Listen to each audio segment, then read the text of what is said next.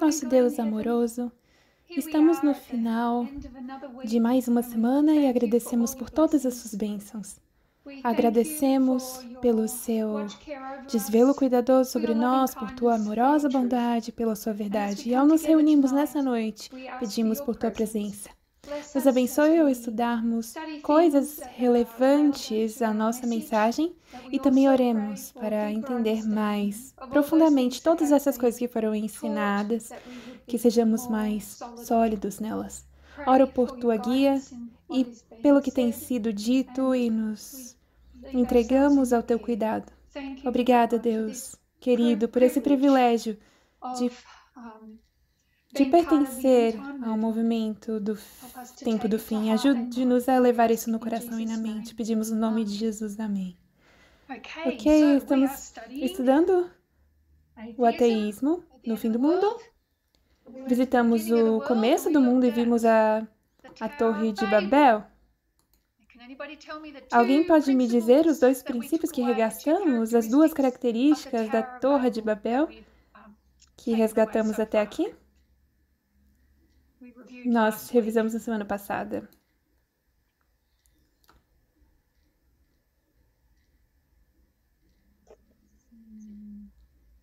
Ray? Desculpe, não sei se essas são as duas coisas que foram revisadas na semana passada, mas foram autoexaltação e autopromoção? Algo assim? Ok, você viu a apresentação da semana passada, Ray? Ainda não consegui. Tudo bem. Então, você está mais ou menos certo. Josephine? Então, estarei mais ou menos certa também. Ia dizer a mesma coisa que Raymond disse? Ok, então, autoexaltação, autopromoção, sim, são diferentes, mas similares. Porém, algo além disso. Autopreservação? Autopreservação, sim.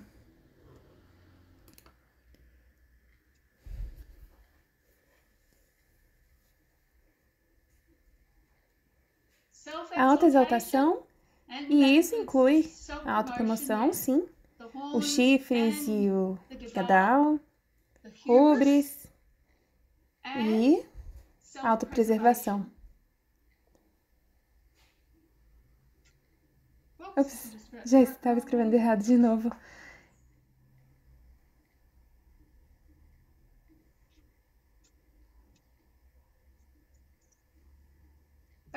Eles precisavam escapar de um dilúvio, precisavam escapar dessa catástrofe global que possivelmente poderia causar extinção.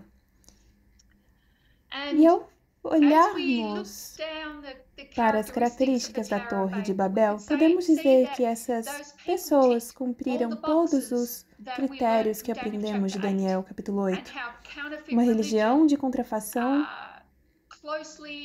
que mimetiza proximamente de maneira aproximada a verdade. Você sempre tem que ter um original para ser falsificado. E assim a Torre de Babel foi uma contrafação da religião de Deus, como é explicado em Daniel 8. Essa autoexaltação, a necessidade de um libertador, e vimos todas essas coisas. Uma das coisas que observamos em Daniel 8 foi que vai do contínuo à abominação desoladora, e isso ainda é o contínuo. É o paganismo, o espiritualismo, é o espírito de autoexaltação e autopreservação que faz sua jornada ao longo da história. A autopromoção está incluído. Só muda de acordo com a dispensação em que se encontra. Então, algo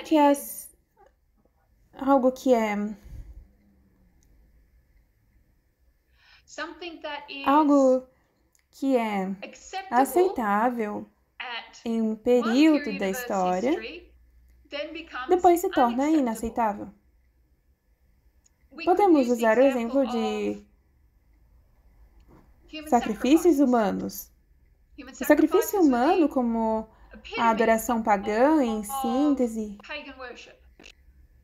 mas com o tempo começou a ser deixado de lado e vemos a abominação desoladora que tem sua própria forma de sacrifícios humanos, que é bastante mais civilizada dentro de seu período, sua dispensação.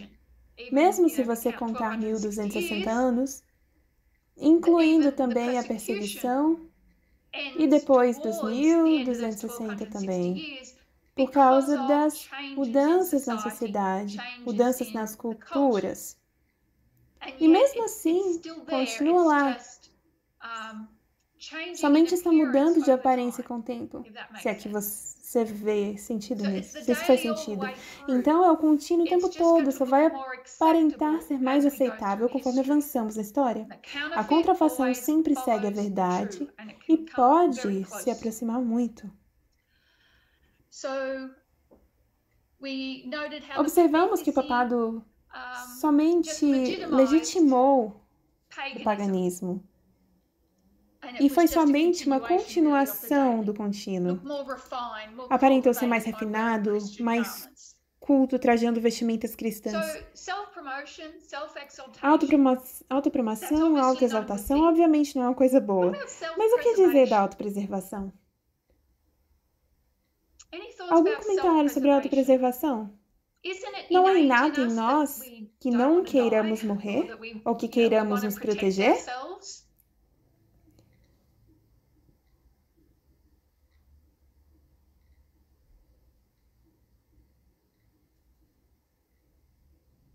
Algum pensamento sobre autopreservação?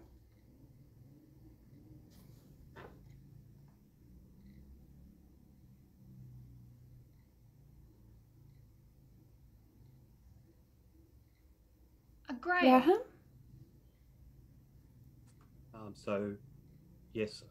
Desculpe, sim, creio que somos construídas com autopreservação porque temos um sistema de fuga ou luta dentro de nós. Temos determinadas coisas dentro de nós que simplesmente foram feitas dessa forma, mas creio que a autopreservação a que nos referimos aqui se trata de colocar uma pessoa sobre as outras, como hierarquia, em termos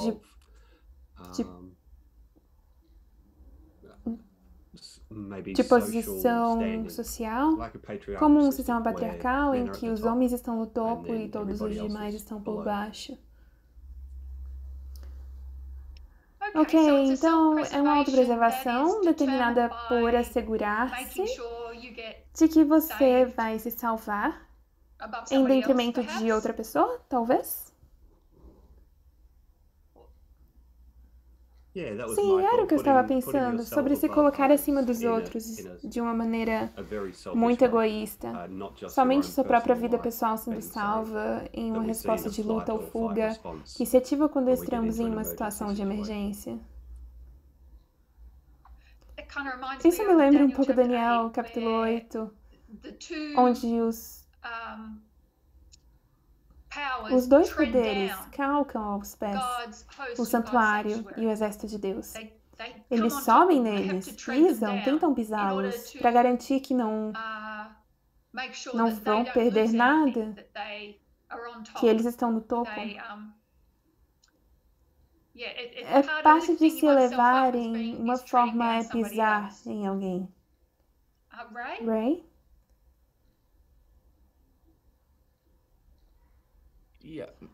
Meu pensamento, a priori, era de como sua autopreservação começou em sua negação de Deus. Eles sabiam que tinha havido um dilúvio, mas negaram a Deus. E então sua base era que Deus não existia. Mas sabemos que houve um dilúvio, então vamos garantir que não aconteça conosco. Era muito sobre isso e o que podiam fazer para se salvarem, não sobre o que Deus poderia fazer para salvá-los. Ok. Está bem, obrigada. É algo que conquistam por si mesmos. Sem Deus? Josephine? Eu estava pensando sobre Babel. Eles queriam autopreservação, eles construíram a torre e hoje temos o ateísmo e seu objetivo é a autopreservação, que em conjunto é de uma maneira diferente, é como uma forma modernizada da Torre de Babel. Eles não estão construindo uma torre, estão educando as pessoas para, como posso dizer, para tentarem preservar recursos, ou sei mais o que, para o futuro da população. É o que pensam. Ok. Minha pergunta é, o que está errado com isso? O que há de errado com a autopreservação? Há algo inerentemente errado nisso? É egoísta? Um pequeno grupo de pessoas é como se fossem purificar a população, um grupo purificado de elite.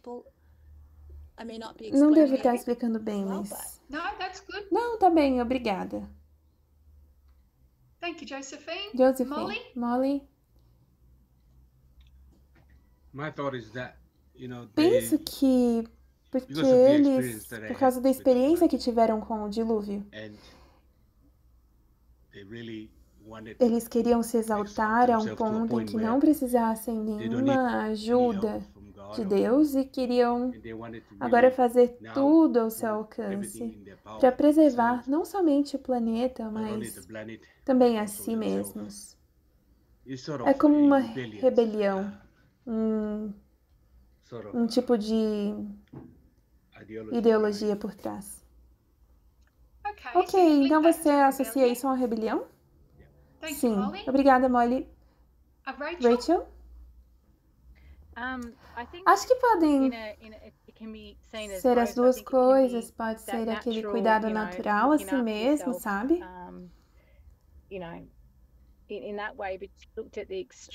Desse jeito, olhamos para o externo da autopreservação e talvez no contexto do pensamento nacionalista para preservar seu gênero ou sua raça. Creio que é aí quando se torna extremo e daninho. Só uma consideração. Boa. Quando você disse isso, me lembrou de estar em um avião e você tem que colocar a máscara de oxigênio em si mesmo antes de colocar em uma criança. E se te perguntar se isso está errado, você vai dizer, depende. Sim, exato. Tem hora em que você precisa se fortalecer para ajudar outras pessoas. Então, de verdade, depende. Tomando o trilho do que você estava falando. Obrigada, Rachel. Lynn? O que estava pensando é que deve ter um pouco de liberdade, que há um tanto bom e um tanto ruim. Então, uma determinada quantidade de liberdade é bom, desde que não esteja sendo regido por outra coisa. Então, é bom ter certa quantidade de autopreservação, desde que não esteja regida por outra coisa. E outra coisa que eu pensei foi comparar e contrastar com a Bíblia, que diz, ninguém tem maior amor do que aquele que dá sua vida pelos seus amigos, sabe? Então, Deus entregou sua vida. Assim, depende do princípio que está regendo essa autopreservação. Não é que tenha que sempre estar errado propriamente, mas pode ser um problema dependendo do que o motiva. Sim, legal. Meio que tem a ver com o que a Rachel e o Molly falaram sobre rebelião. Se a rebelião anti-Deus e está por trás desse sentimento, então haverá algo de errado com isso. Mas o que você disse, Lynn, me faz lembrar do Getsemane. Que Jesus lutou com a sua tentação para se preservar. E esse foi o momento em que teve que entregar sua vida pelo seu povo. Mas na Páscoa anterior, ele sim se preservou. Ele não foi para Jerusalém, ele ficou na Galileia. Se tivesse ido para Jerusalém, teria morrido um ano mais cedo. Então, ele se autopreservou, mas foi para um bem maior. Não era uma autopreservação baseada em si mesmo. Era para o bem do movimento. Então, sim, a motivação, o tempo e etc. vão ter seu lugar. Obrigada, Lynn. Muito bem. Só como um exercício, esses são antônimos. O que é um antônimo? É uma palavra oposta. Qual é, então, o oposto de autopreservação? O oposto é renúncia de si mesmo, abnegação, desprendimento, altruísmo, benevolência, filantropia, generosidade, caridade, liberdade, e por aí vai.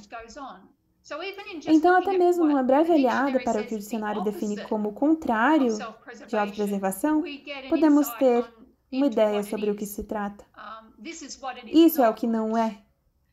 Mas gosto da ideia de que vai depender da coisa que você está tentando preservar. Você está tentando preservar a si mesmo? Se está tentando preservar o ego, então você é egoísta. Você precisa colocar essa máscara de oxigênio primeiro, assim você vai poder preservar a criança que está perto de você. Não é sobre ego nesse caso.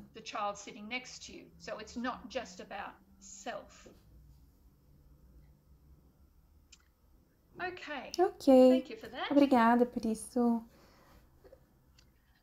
Então, na Torre de Babel, de que estavam tentando se preservar? De Deus, como ele disse, e do risco existencial de um novo dilúvio. Eles constroem uma torre para escapar desse risco existencial, e quando passamos para o fim do mundo, vemos que há muitas torres sendo construídas para escapar dos riscos existenciais.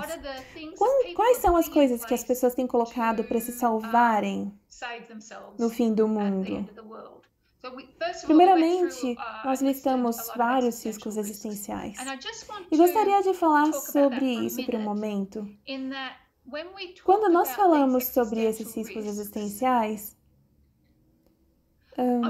não queria falar do tipo de coisa que você vai encontrar em um tabloide de jornal, em algum tipo de revista sensacionalista. Esses são os que os cientistas, engenheiros, filósofos e políticos consideram seriamente como riscos para a humanidade, tanto que muito dinheiro e tempo têm sido direcionados para entender esses riscos existenciais e o que podem fazer para preveni-los. Então,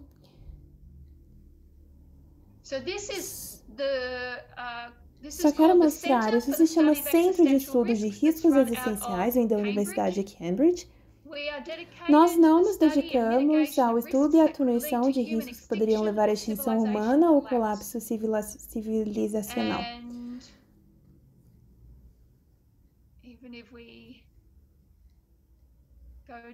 E se descermos, conheça a nossa equipe. Se entrarmos aqui,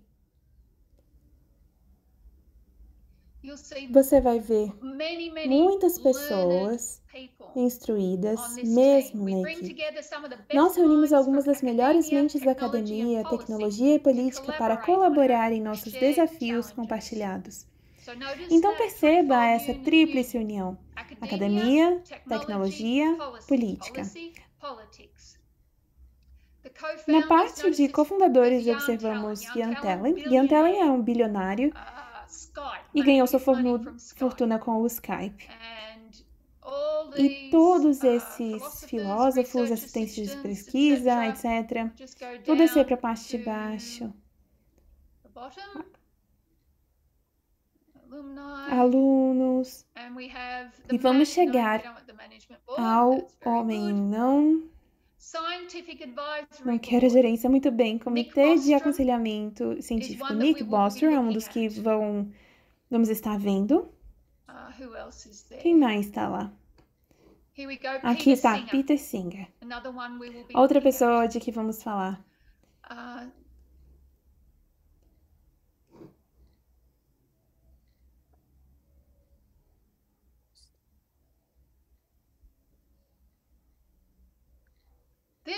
Este é o de Oxford.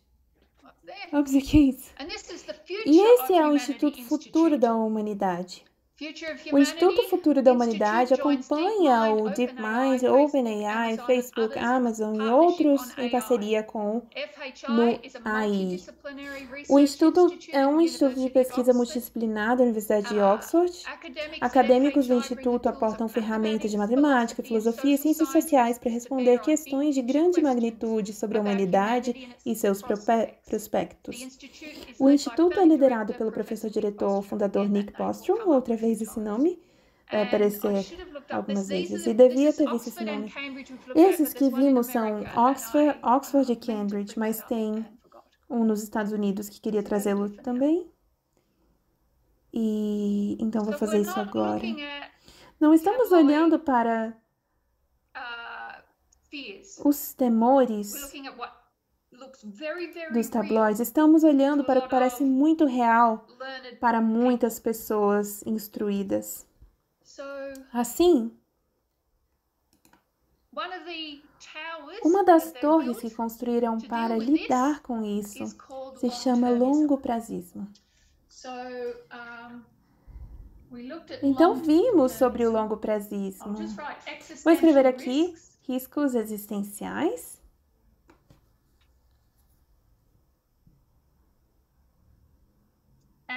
E longoprazismo é uma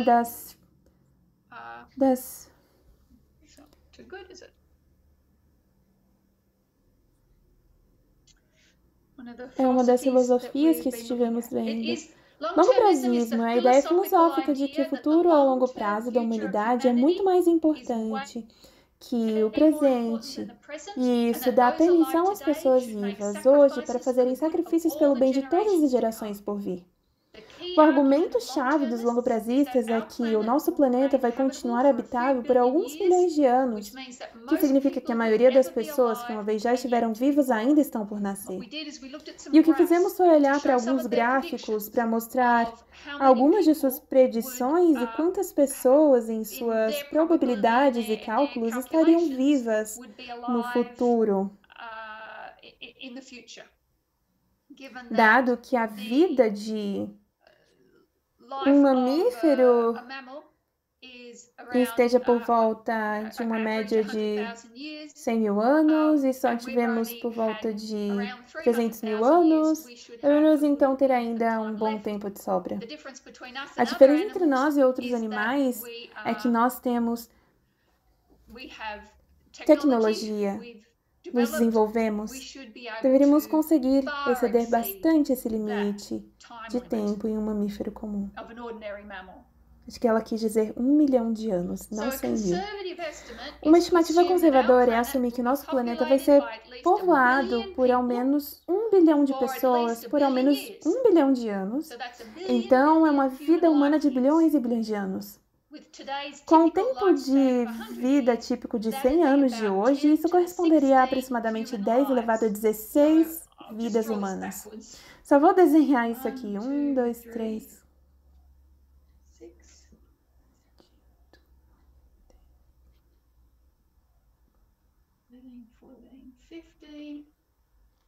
Dezesseis zeros. Seria aproximadamente quantas pessoas poderiam estar vivas no futuro, que excede sobremaneira a quantidade de pessoas que viveram no passado e que estão vivendo no presente. Esse é o potencial, a menos que haja um risco existencial. Se nos extinguirmos, a principal propriedade dos longo-prazistas é minimizar os riscos existenciais. Isso inclui eventos que podem levar à extinção humana, como aqueles que listamos: asteroides, guerras nucleares, inteligência artificial.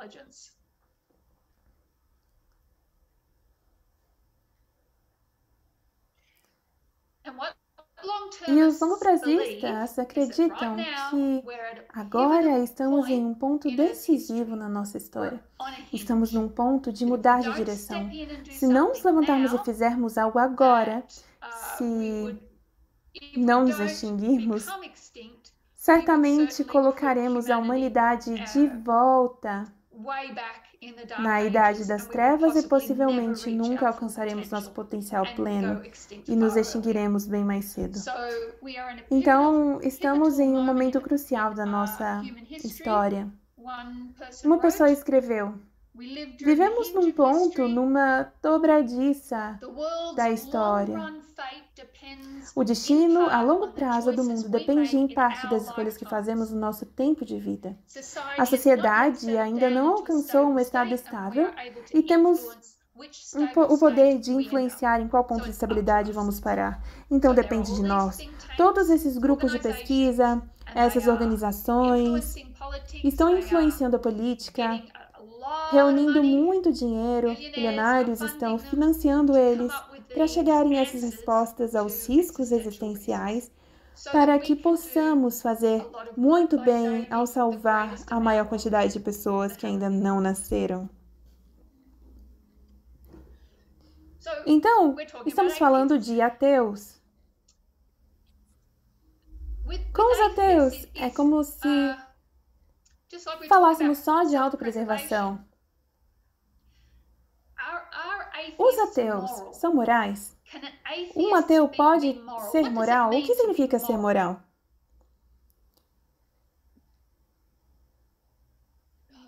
Um ateu pode ser moral?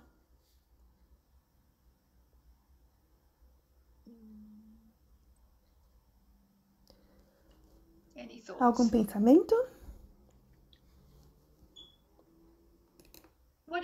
O que é ser moral? Uma pessoa moral?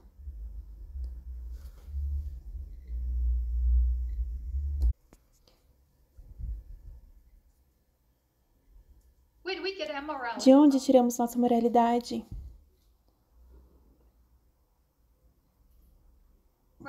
Ray?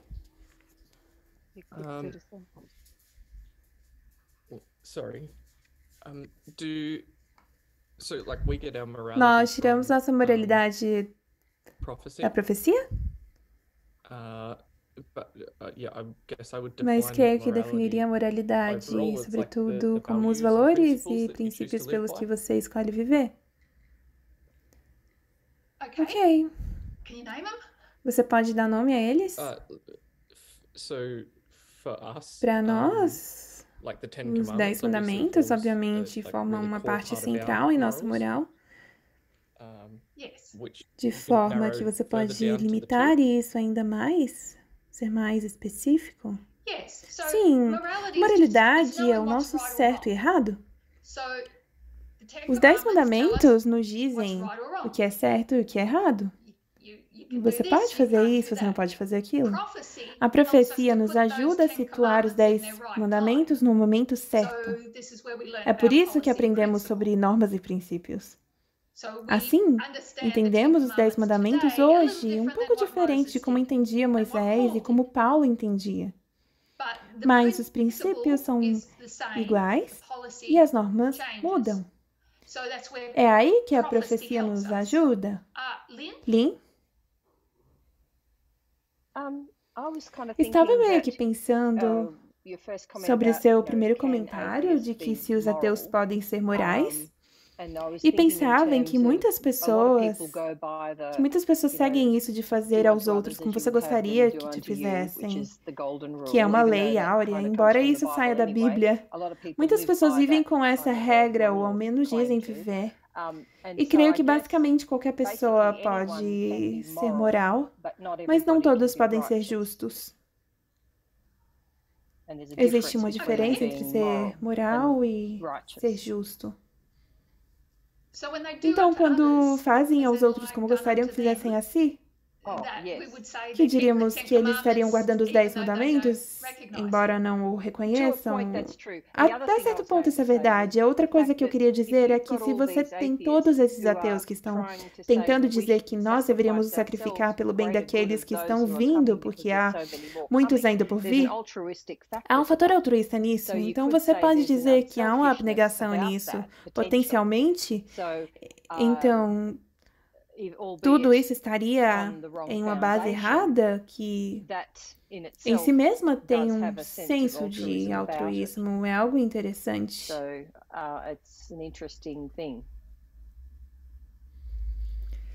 Sim. Tem um potencial. Dependendo do que você está sacrificando. Se não estão sacrificando a si mesmos, o que exatamente estariam sacrificando em favor de um bem maior? Exatamente, é o que quero dizer, que soa altruísta. Tem um tom altruísta, digamos. Mas, se de verdade você cavar fundo, vai ter outros fatores envolvidos. E isso pode depender, inclusive, da pessoa, porque talvez algumas pessoas tenham de fato motivação altruísta verdadeira, enquanto outras possam estar longe de motivações altruístas. Podem ter finalidade de se beneficiarem de alguma forma. Então, sim, é só uma coisa interessante para se pensar. Sim, creio que isso me lembra da Torre de Babel, que o que poderia ter desencadeado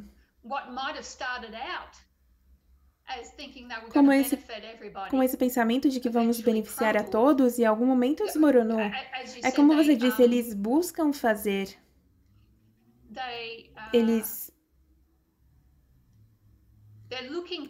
buscam fazer o que é correto, mas lembre-se de que não queriam seguir a lei. Eles queriam rejeitar a lei de Deus, então eles querem fazer o que é certo sem a lei.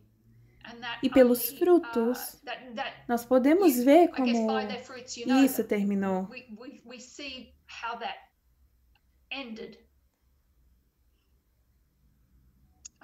Molly?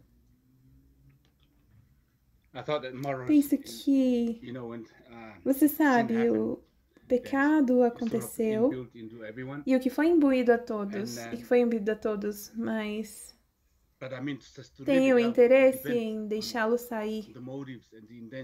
Depende dos motivos e das intenções que as pessoas tenham, sabe? Às vezes muitas pessoas fazem isso só porque, de um jeito muito hipócrita, fazem como os fariseus, fazem boas obras só porque alguém está olhando.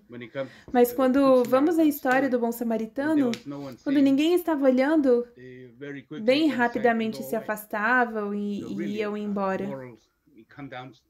Se afastaram e foram embora. Então, de verdade, a moral é que chegamos ao que é a intenção e motivos por trás. Mas acredito que todos saibam o que é bom e o que é mau. Ok, é um bom ponto quando você compara os fariseus e o samaritano. Qual deles sabia o que fazer e o que era certo? E como sabiam isso? Porque os fariseus conheciam a lei e não fizeram o que era correto. Então, com isso, é interessante o que a mente faz para se justificar. Quando você pensa nos fariseus, estavam se preservando o seu tempo, preservando sua reputação, a expensas de outra pessoa. E vimos verdadeiro altruísmo no bom samaritano. Obrigada, Molly. Deixem-me compartilhar algo com vocês. Isso é da Science News. Como fizeram uma pesquisa. Ateus e crentes possuem bússolas morais. Então, como você disse, Molly, eles sabem o que é certo ou errado, mas há diferenças-chave. Crer em Deus esteve associado com maior aprovação de valores morais que promoviam coesão grupal. Essa é a diferença. Só vamos ler o começo e depois vamos ler o final.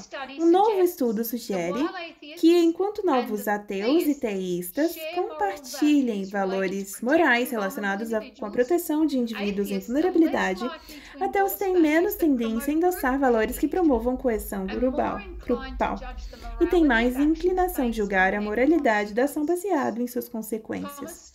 Thomas Tahl, da Universidade de Illinois, em Chicago, apresenta esses achados nesse jornal. É um jornal de 2021. Vamos descer para as suas conclusões aqui. Stahl também diz que a mensagem mais geral que devemos levar desses estudos é que as pessoas que não acreditam em Deus têm sim uma bússola moral e, de fato, compartilham as mesmas preocupações morais que crentes religiosos, com preocupações com justiça, com proteção de danos a indivíduos vulneráveis. Entretanto, os não crentes estão menos inclinados que crentes em endossar valores morais que servem à coesão grupal, como respeitar as autoridades, lealdade ao grupo e santidade. Santidade é o entendimento de que algo é muito importante e valoroso. Pense nisso como algo santo, como quando falamos da santidade da vida, que é vital, valorosa e santa. É possível que o estereótipo negativo dos ateus, como imorais, possa derivar em parte do fato de que sejam menos inclinados que as pessoas religiosas de ver o respeito às autoridades, lealdade grupal e a santidade como relevantes para a moralidade, e são mais propensos a fazer julgamentos sobre danos numa base consequencialista de caso a caso. Então vamos pensar nisso. Algo vem à mente quando se diz que eles são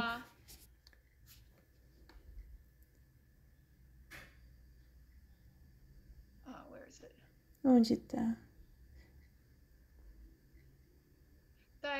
Que eles são menos inclinados do que os crentes a endossar valores morais que sirvam à coesão grupal?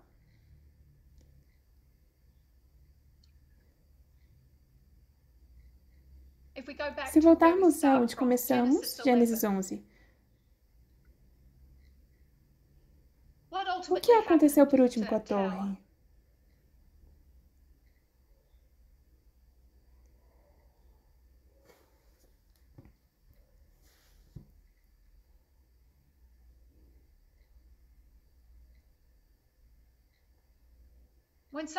Quando algo é coesivo, o que isso significa?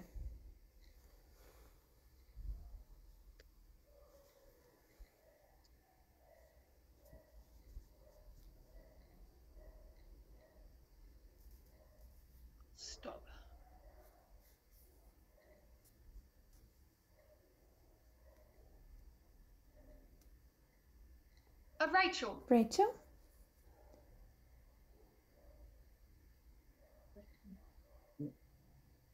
Desculpa, sou eu, Chris.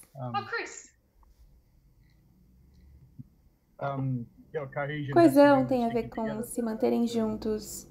E a conclusão de Babel é a separação. Sim, eles se separam, não foi? No final, eles não conseguiram ficar juntos. Eles tinham um propósito comum, mas não havia nada que os mantivesse juntos. E essa é uma das diferenças cruciais entre ateus e teístas, pessoas religiosas, que há algo em sua moralidade que os une, os junta para que não se separem. Você quer adicionar algo mais ou você disse, Chris?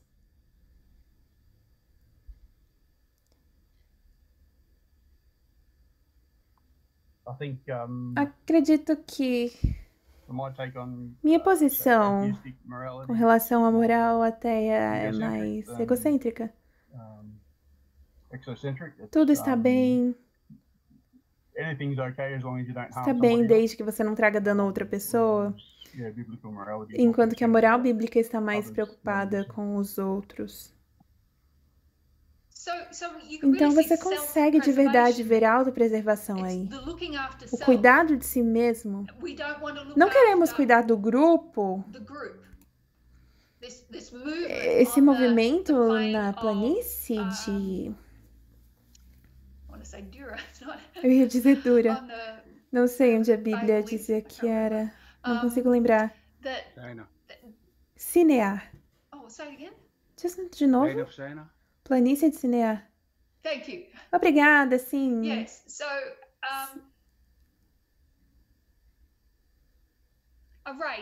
Certo, você quer dizer algo mais? Não, não ia dizer mais nada. É o que você ia dizer, Josephine?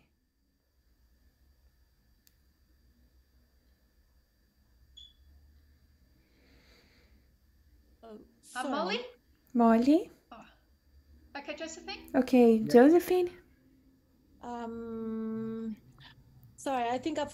Acho que eu esqueci o que eu ia dizer. Talvez me lembre. Molly? Sim, pensei que eles tinham... Acho que eles se autopreservaram até que Deus os limitou. Quando ele começou a confundir sua linguagem, eles meio que não conseguiam escutar as autoridades, todos estavam por si sós. Puderam trabalhar juntos por um pouco de tempo, mas não sobrou nada. Obrigada. Então voltaremos a isso. Vamos retomar.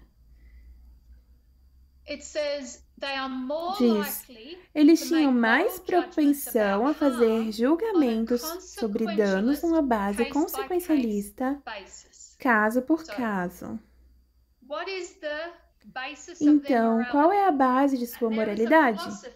E há uma filosofia chamada consequencialismo.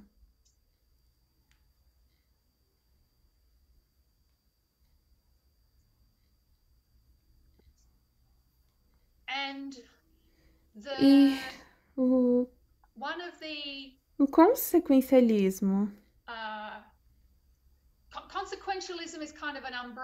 é uma espécie de guarda-chuva, mas o que queremos ver especificamente hoje é uma filosofia consequencialista chamada utilitarismo.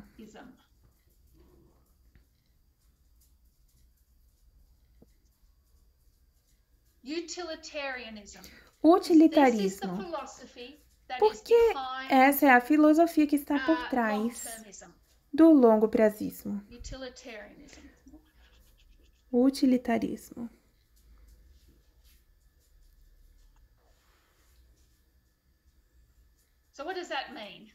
O que isso significa? O que significa ter utilidade? Algo tem utilidade. Você consegue ver a palavra utilidade nisso?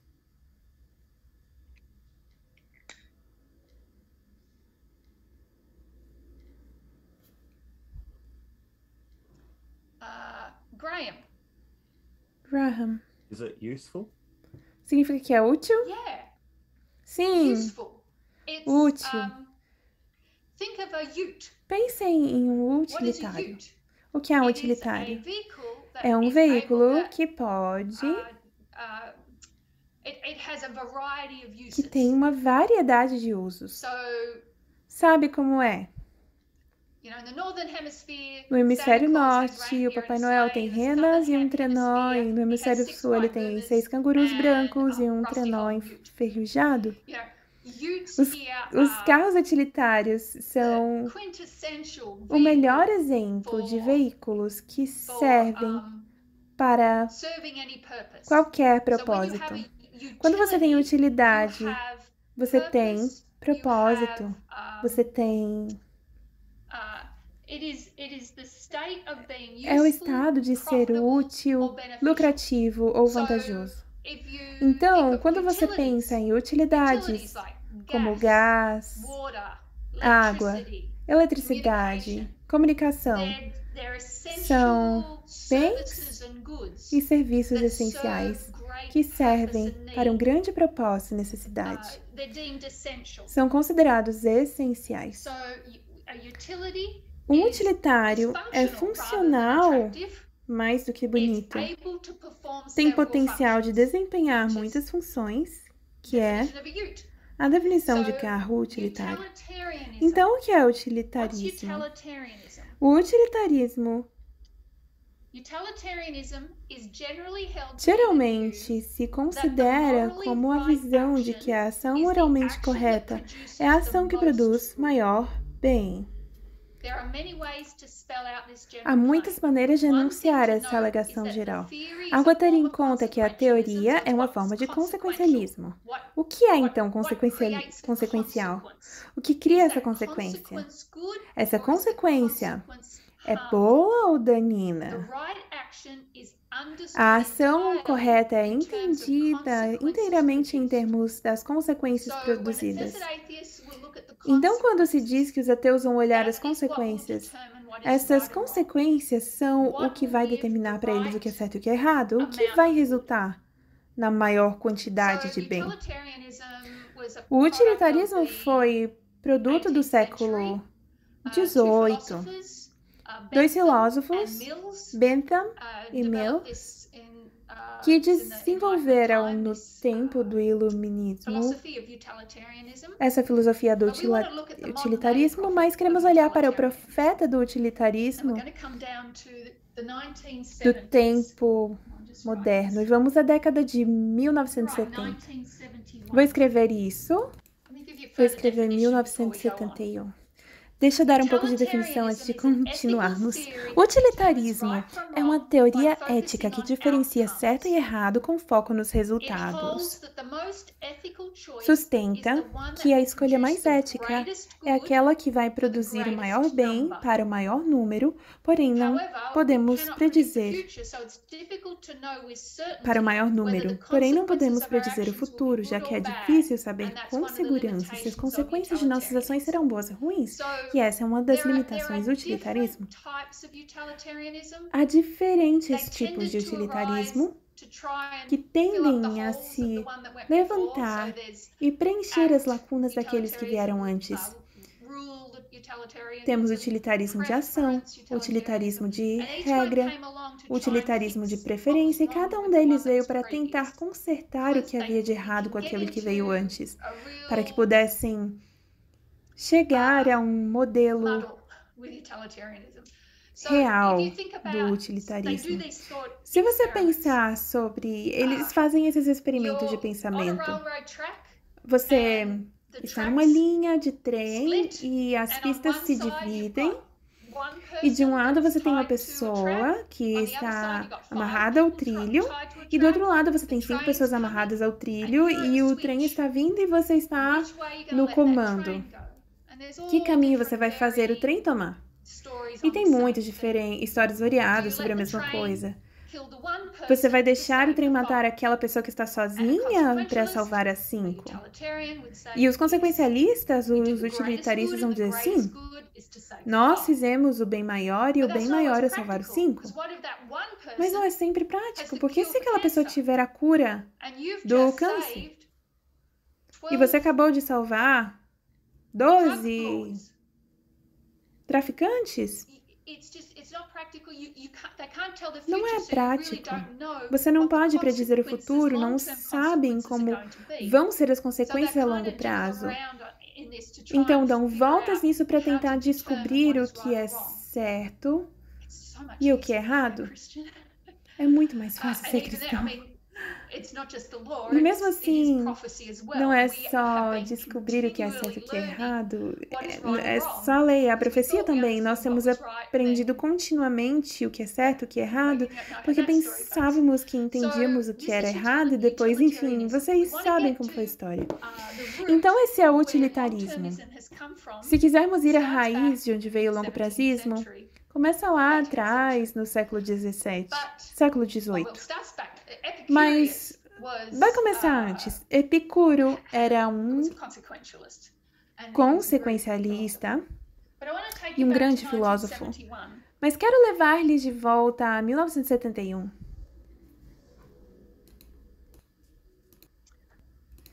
E apresentar a vocês um homem chamado Peter Singer.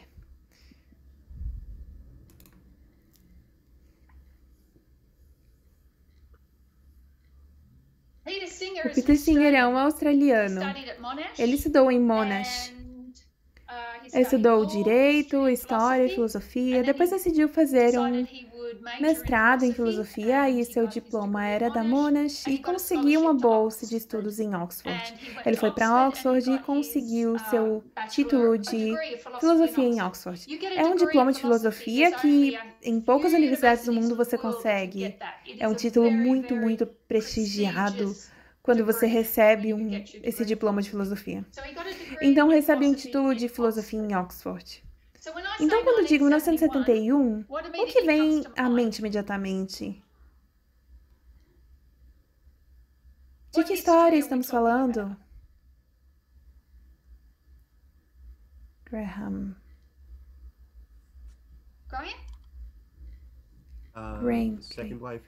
Segunda onda do feminismo? Sim, segunda onda do feminismo. Então, a segunda onda do feminismo estava por aí já há alguns anos. E se vocês lembram, semana passada, o Brandon estava falando sobre como foi marginalizado. E há muitas razões por que foi marginalizado nessa história. E essa é uma delas. Então, o Peter Singer vai começar uma revolução moral. Ele vai publicar um artigo chamado Fome, Afluência e Moralidade. Fome, Riqueza e Moralidade. Fome, riqueza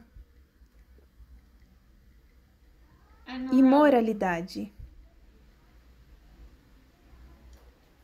Isso vai ter uma influência profunda em estudantes e nos establishments educacionais por décadas.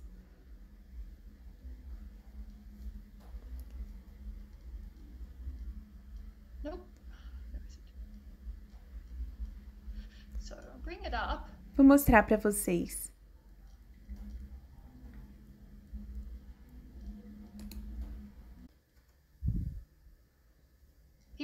Ele escreveu em 1971 e foi impresso em 1972. Agora é só ler o comecinho dele. Ele diz: escreva-se em novembro de 1971, as pessoas estão morrendo na Bengala Ocidental por falta de comida, abrigo e cuidados médicos. O sofrimento e morte que agora estão acontecendo lá não são inevitáveis. Não são imprescindíveis em nenhum sentido fatalístico do termo. Pobreza constante e um ciclone e uma guerra civil tornaram ao menos 9 milhões de pessoas em refugiados destituídos. Entretanto, não está além da capacidade das nações mais ricas dar suficiente assistência para reduzir qualquer sofrimento. Há mais de uma pequena proporção. As decisões e ações de seres humanos podem prevenir esse tipo de sofrimento. Infelizmente, os seres humanos não tomaram a decisão necessária. A nível individual, as pessoas, com muito poucas exceções, não responderam à situação de qualquer maneira significativa. Generalizando, as pessoas não deram grandes quantias para aliviar fundos, não escreveram para seus representantes parlamentares exigindo maior assistência governamental, não apareceram nas ruas, não guardaram jejuns simbólicos e não fizeram nada mais dirigido a prover os refugiados dos meios que satisfaçam suas necessidades essenciais. Daí ele vai continuar explicando quão pouco o governo tem feito, que o governo inglês colocou algumas libras na jogada, mas longe de ser o suficiente. Então, quando falamos da Bengala Oriental, Bengala é um território entre a Índia e... Bem, acabou sendo dividido. Bengala Oriental era uma província do Paquistão, Bengala Ocidental foi tomada pela Índia, e depois, em 1971, a Bengala Oriental ficou... Como se diz quando você... Não importa, se tornou Bangladesh. Qual era a palavra? Independente. Eles se tornaram independentes e se tornaram Bangladesh. Então, havia várias coisas acontecendo, como disse, ciclones, guerra civil, uma bagunça, milhões de pessoas morrendo e o governo não estava fazendo nada. Assim, o que fez foi escrever esse artigo. E nesse artigo ele argumentava sobre pessoas que eram obrigadas moralmente a maximizar seu impacto através da caridade e focar em cursos que ofereciam a maior qualidade de melhorias de vida, como aqueles destinados a reduzir a pobreza e mortalidade no hemisfério sul do mundo. O que fez foi contar uma história. Essa história foi repetida de novo e de novo. Você está caminhando por um caminho em um parque, tem uma lagoa e tem uma criança se afogando no lago. Você entra no lago, mesmo podendo estragar os seus sapatos, mesmo que você possa sujar sua roupa. Você não pensa duas vezes, só vai e salva a criança. Mas e se essa criança estiver a milhares de quilômetros de distância, do outro lado do mundo? Você tem menos obrigação de ajudar essa criança, mesmo havendo uma distância? A distância não faz diferença. Isso é o que ele estava dizendo aqui, que a distância não deveria afetar nossa ajuda caridosa. Isso vai se desenvolver. Creio que podemos ver que quando vamos ao longo prazismo, haverá uma distância de tempo, não uma distância de quilômetros ou milhas. Isso vai se desenvolver em um fator de tempo. Desculpa, um fator de distância no tempo.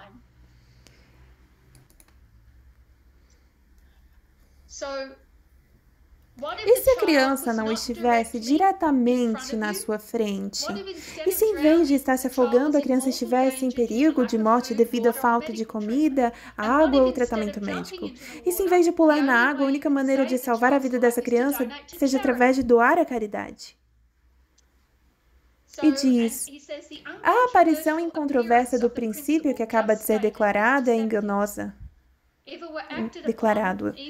Mesmo se trabalhando em cima dela, mesmo em sua forma qualificada, nossas vidas, nossa sociedade e nosso mundo estariam mudados fundamentalmente, porque o princípio não pega inicialmente em uma quantidade de proximidade ou distância, não faz diferença moral se a pessoa que posso ajudar seja o filho de um vizinho a 10 jardins de mim ou um bengali que nunca saberei o nome, a 10 mil milhas de distância.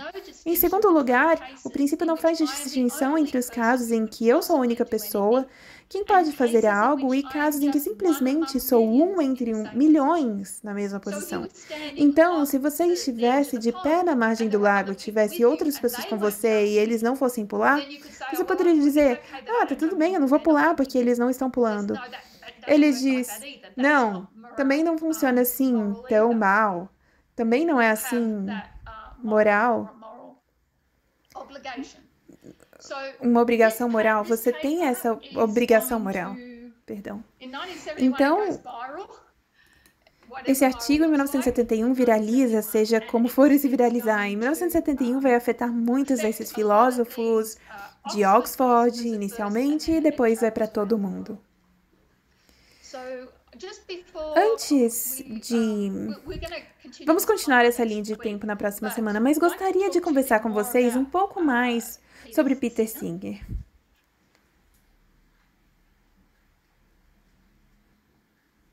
Ele também é conhecido a uma outra evolução que vai acontecer por causa dele. Seus escritos em seu período de tempo que também vão marginalizar a segunda onda do feminismo. Ele escreve em 1975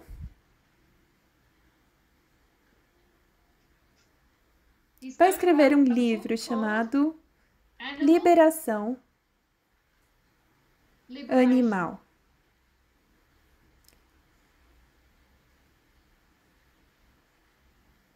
Ele está em Oxford, vai, pega seu almoço, está com um amigo. O amigo percebe que tem carne picada no espaguete à bolonhesa, então decide pegar uma salada. Então Singer pergunta, por que você não vai comer a espaguete à bolonhesa? E ele recebeu uma ligação de uma lição de agricultura industrial e o terrível abuso dos animais. E ele investiga sobre e vai para casa para sua esposa e diz: não creio que possamos moralmente comer carne mais. E ele escreve esse artigo chamado Liberação Animal. Esse artigo vai ajudar a inspirar em 1979,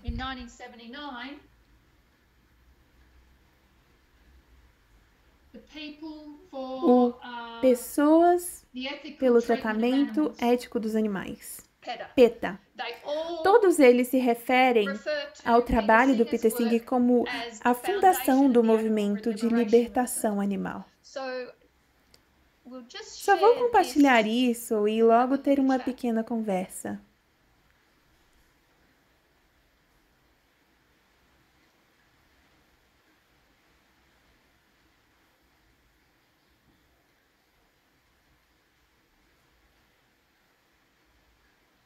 Isso é do site do PETA.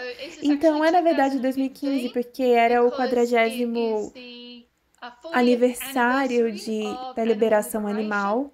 Então, eles têm essa escrita sobre o livro de Peter Singer e como ele iniciou o PETA. Então, vamos ver um pouco do trabalho de Peter Singer. A liberação animal pode soar mais como uma paródia. Tenha em mente que era 1971 e o novo termo, 1975. Era um termo novo na época, agora estão acostumados com ele, mas era muito novo. A liberação pode soar como uma paródia de outros movimentos de liberação do que algo objetivo solidário. A ideia dos direitos dos animais, na verdade, foi uma vez usada para parodiar a causa dos direitos das mulheres. Quando Mary Wollstonecraft publicou sua vindicação sobre os direitos das mulheres em 1972, suas visões foram amplamente consideradas absurdas. E dentro de pouco tempo, uma publicação anônima apareceu intitulada Uma Vindicação dos Direitos dos Brutos. O autor dessa obra satírica, que agora se sabe ser Thomas Taylor, um filósofo de Cambridge distinguido, tentou refutar os argumentos de Mary Wollstonecraft, mostrando que eles poderiam ser levados a um estágio além. Se o argumento da igualdade ressoou quando aplicado às mulheres, por que não ser aplicado aos cachorros, gatos, cavalos? Esse foi Peter Singer falando. Quando dizemos que todos os seres humanos, seja qual for sua raça, crença ou sexo, são iguais, o que estamos afirmando? Gostemos ou não, temos que aceitar o fato de que seres humanos vêm em diferentes tamanhos e formas. Eles vêm com diferentes capacidades morais, diferentes habilidades intelectuais, diferentes quantidades de sentimentos benevolentes e sensibilidade às necessidades dos demais, diferentes habilidades de comunicar afetivamente e diferentes capacidades para experimentar prazer e dor. Em resumo, se a exigência de igualdade fosse baseada na igualdade atual de todos os seres humanos, teríamos que parar de demandar igualdade. A existência de variações individuais que extrapolam os limites de raça e sexo, entretanto, não nos fornece nenhuma defesa contra o mais sofisticado oponente da igualdade. Quem propõe isso diz que o interesse daqueles com níveis de QI abaixo de 100 é menos que o interesse daqueles com scores de QI maiores que 100. Talvez esses scores abaixo da marca da sociedade seriam escravos daqueles com scores mais altos.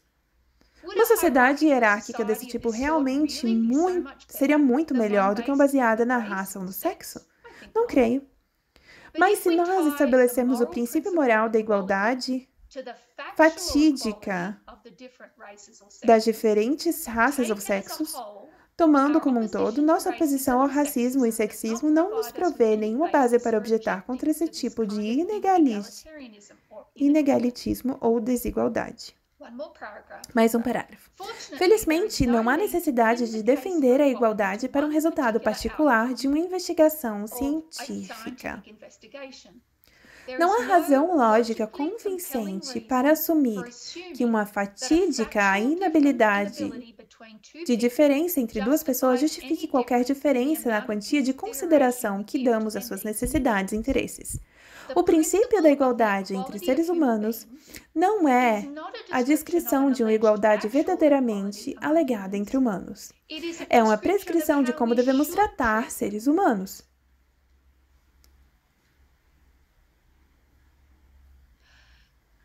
Então, o que ele vai continuar dizendo? Pensemos nisso. O que vai dizer é que racismo, nós discriminamos as pessoas com base em diferenças raciais.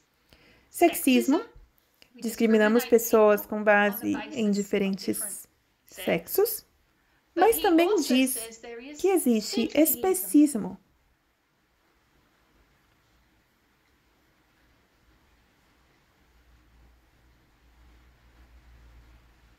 Somos ateus. Somos todos animais. Somos todos da mesma espécie. E não devemos discriminar contra outras espécies. Então, ele vai colocar raça, sexo, espécie no mesmo.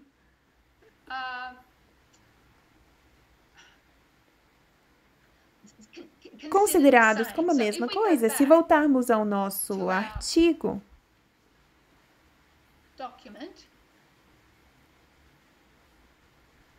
o princípio da igualdade de seres humanos não é uma descrição de uma suposta igualdade real entre humanos. É uma prescrição de como devemos tratar seres humanos. Então, alguém captou o que ele estava falando nesses 3 parágrafos? Alguém gostaria de resumir e colocar em suas próprias palavras?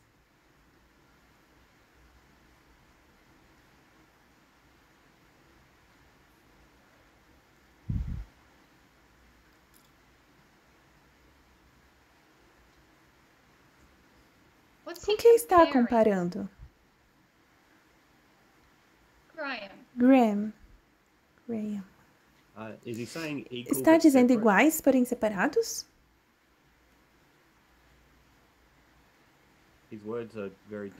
Suas palavras são muito difíceis de entender para mim. Eu não tenho QI para conseguir entender isso. Qualificações. Sem declarações de qualificação. O que estivemos vendo é algumas das pessoas inteligentes mais burras do mundo. Não devia chamá-lo de burro, mas só porque ele tem níveis diferentes não significa que não entendam.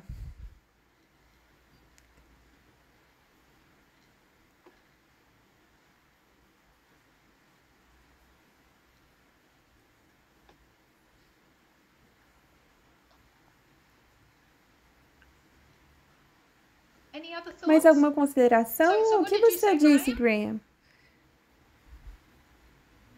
Pode repetir? Me perguntava se estava falando sobre iguais, mas separados. Creio que quer dizer que não são iguais. O que temos que fazer é tratar um ao outro como iguais.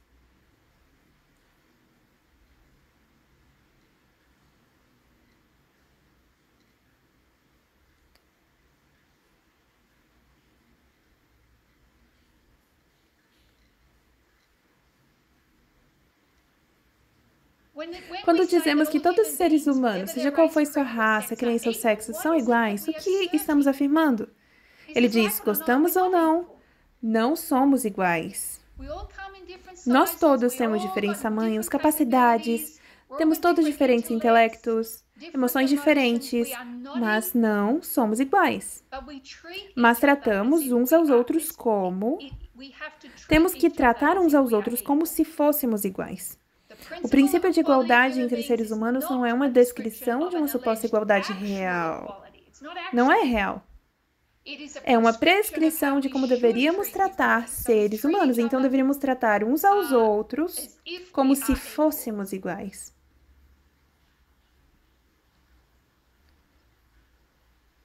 Quem está aí? Brody.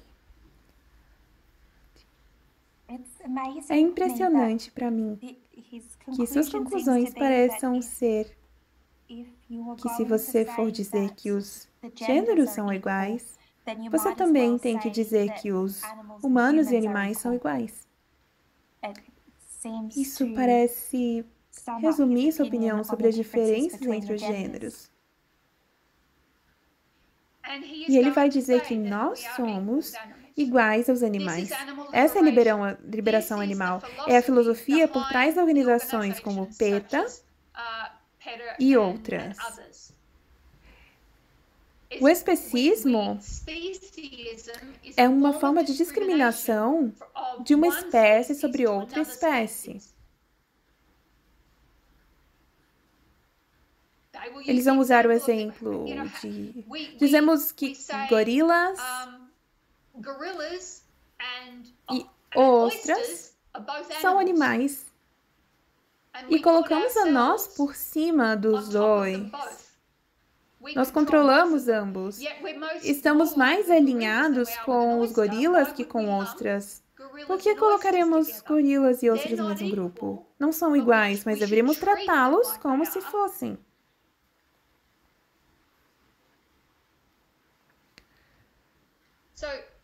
Ele não inventou esse termo. Em lugar disso, havia outro filósofo quem de fato mencionou esse termo. O que Peter Singer fez foi popularizar o termo. Ele escreveu esse artigo, Liberação Animal, escreveu sobre especismo e alegou que era análogo, que era a mesma coisa que racismo, sexismo e outras formas de discriminação irracional e preconceito. Por trás do utilitarismo está o entendimento que, na verdade, não somos iguais. Só precisamos ser legais uns com os outros. Deveríamos tratar uns aos outros como se fôssemos, mesmo que não sejamos.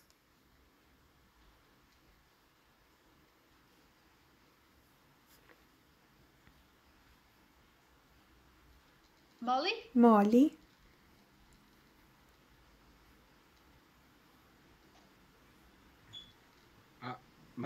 Entendo o seguinte, que ele diz, não somos iguais, mas nossos atos acabam afetando a todos de maneira igual. O mesmo acontece com os animais, então ele meio que nos faz iguais com os animais no sentido de a ação e escolha de uma pessoa afetaria diferentes pessoas, assim como um animal é afetado pela ação de outro animal.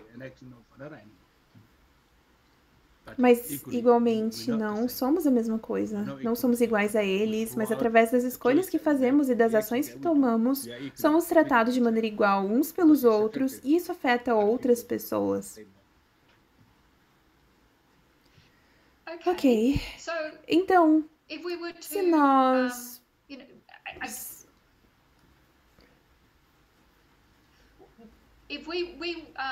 Se nós rejeitássemos sua linha de pensamento ao mesmo tempo, como estaremos tratando os animais como cristãos? Os trataríamos como iguais a nós? Não. Não, nossa visão é de que eles são criaturas de Deus e que por isso nós somos guardiões. Para uma abordagem utilitária, você tem que fazer o bem maior para o reino animal, assim como para os seres humanos. Isso soa muito bom, mas diria que isso está baseado em uma base equivocada do que é igualdade. Está baseado no especismo. Assim, ainda cremos em cuidar dos animais, mas não colocamos os animais adiante dos seres humanos. Entendemos onde eles estão na criação de Deus, mas se você é um ateu, qual é a diferença de ser um humano ou um animal? Nós somos animais. Então, isso faria sentido. Houve pessoas que levantaram contra o especismo porque leram seu artigo e disseram: você está comparando maçã com laranja aqui. Não é...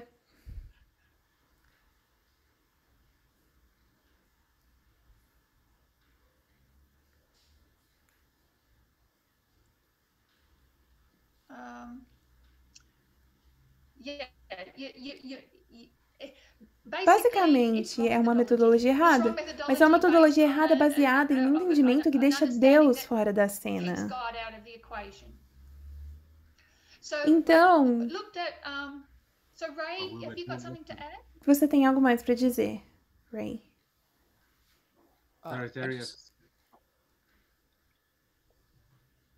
Sorry, go, Molly. Só para acrescentar que Deus diz que devemos ter domínio sobre todos os setores. Isso é discriminação? Não somos diferentes. Se espera que nós cuidemos deles. Sim. Quando disse que era uma discriminação, estava falando como ateu? Como alguém que está contra o especismo? Sim. Sim, ter domínio sobre algo significa estar por cima dessa coisa. Somente quero ter isso em mente porque tudo o que está acontecendo, tudo está distraindo, tudo está marginalizando a segunda onda do feminismo. E esses pensamentos vão continuar ao decorrer de nossa história. Ray, tinha algo mais a dizer? Tinha somente uma pergunta. Onde isso encaixa com... Tô tentando lembrar dos vespers que fiz na quarta-feira à noite e a agenda do Darwin a Dawkins. Falava que darwinistas sociais não estavam de acordo com programas de bem-estar e coisas assim, e essa coisa de eugenia.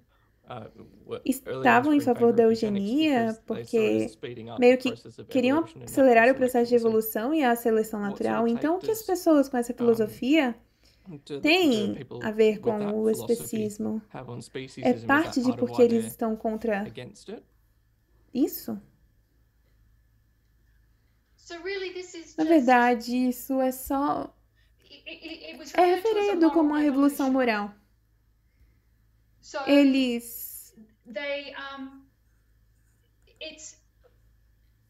O Peter Singer vai pegar essa filosofia de utilitarismo e aplicar ao trabalho caridoso, altruísta. Como vamos tratar as pessoas em necessidade? Como vamos tratar os animais? Vimos isso porque o que ele fez com o especismo foi comparado com racismo e sexismo. Então você entende por que eles poderiam estar promovendo igualdade de gênero, mas por trás de tudo isso, eles na verdade não acreditam que sejam iguais. Só temos que ser legais uns com os outros. Devemos tratar os outros como se fossem iguais. Então, se você tratar os animais como se fôssemos iguais, significa que você não deveria sujeitá-los a dores que não estaremos prontos a suportar. Isso deu muito pano para manga, conforme os indústrias agropecuárias, e bem, algumas coisas ruins aconteceram porque eles eram ativistas bastante radicais.